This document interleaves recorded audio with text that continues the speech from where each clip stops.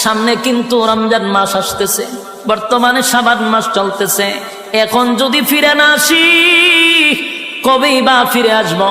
এই রহমতের মাস, বরকতের মাস চলে যাচ্ছে। এখন থেকে তওবা করা দরকার।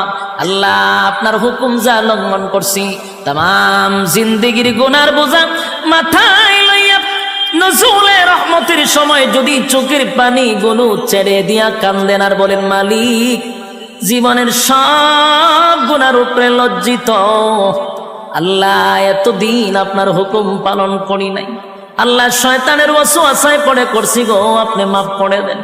চোখের পানিগুলো ছেড়ে দিয়া যদি আল্লাহর দরবারে আপনি দরখাস্ত করেন, আমার আল্লাহ বলেন, বান্দারে যৌবনকালে যদি একবার ডাক দেস, আমি ৭০ বার বান্দা তোর ডাকে জবাব দিই।